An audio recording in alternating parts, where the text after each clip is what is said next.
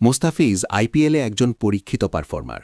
তিনি Sunrisers Hyderabad, Mumbai Indians, Rajasthan Royals, Delhi Capitals এবং Chennai Super Kings এর মতো ৫টি ভিন্ন ফ্র্যাঞ্চাইজির হয়ে খেলেছেন।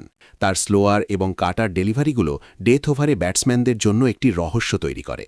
দলগুলো এমন অভিজ্ঞ বিদেশি বোলারকে দলে নিতে চাইবে যে স্নায়ুচাপ সামলে উইকেট নিতে পারে। বাঁহাতি পেসাররা যে কোনো বোলিং অ্যাটাকে ভিন্নতা যোগ করে। তাদের বলের অ্যাঙ্গেল ডানহাতি ব্যাটসম্যানদের জন্য খেলা কঠিন। এই ধরনের বিশেষজ্ঞ বোলারদের চাহিদা সবসময় বেশি থাকে। মুস্তাফিজ এই বিরল ক্যাটেগরির একজন পরীক্ষিত মুখ। অন্যান্য বিদেশি ফাস্ট বোলারদের তুলনায় মুস্তাফিজ অনেক বেশি আইপিএল ম্যাচ খেলেছেন, ৬০ ম্যাচে ৬৫ উইকেট। তার এই অভিজ্ঞতা প্লে অফ বা গুরুত্বপূর্ণ ম্যাচগুলোতে দলের জন্য অমূল্য। নিলামের টেবিলে লড়াই, কারা দেখাবে আগ্রহ। মক অকশনে মুস্তাফিজের জন্য চেন্নাই সুপার কিংস এবং রয়্যাল চ্যালেঞ্জার্স ব্যাঙ্গালোরের মধ্যে যে তুমুল লড়াই দেখা গেছে তা মূল নিলামেও পুনরাবৃত্তি হওয়ার সমূহ সম্ভাবনা আছে। ১. Royal Challengers Bangalore. মক অকশনে আরসিবি তাকে দলে নিয়েছে। প্রয়োজন, আরসিবি দীর্ঘদিন ধরে তাদের ডেথ ওভার বোলিং দুর্বলতা নিয়ে ভুগছে।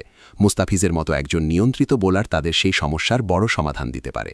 তাদের হাতে পর্যাপ্ত পার্স ২৩.৭৫ কোটি রুপি আছে, যা তাকে পেতে সাহায্য করবে। দিল্লি ক্যাপিটালস ও চেন্নাই সুপার কিংস, এই দুটি দলই মুস্তাফিজকে পেতে তীব্র লড়াই করবে বলে ধারণা করা যায়। দিল্লি ক্যাপিটালস, তারা গতবার তাকে দলে নিয়েছিল এবং তাদের কোচিং স্টাফে তার প্রতি আস্থা আছে।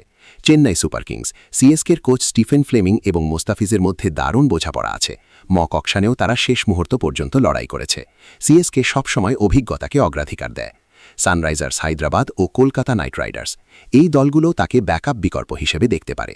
এসআরএইচ, তার আইপিএল যাত্রা শুরু হয় এই দলটির হাত ধরে। তারা কম দামে একজন অভিজ্ঞ ডেথ বোলারকে নিতে চাইতে পারে।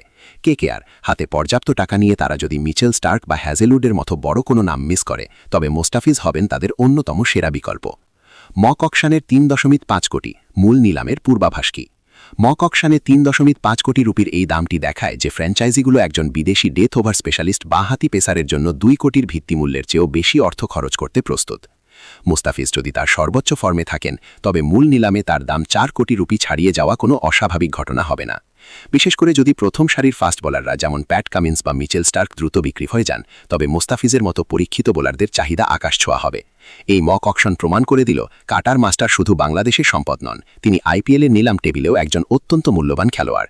আপনি কি মনে করেন মুস্তাফিজুর রহমান শেষ পর্যন্ত কোন দলের হয়ে খেলবেন, দিল্লি ক্যাপিটালস না রয়্যাল চ্যালেঞ্জার্স ব্যাঙ্গালোর?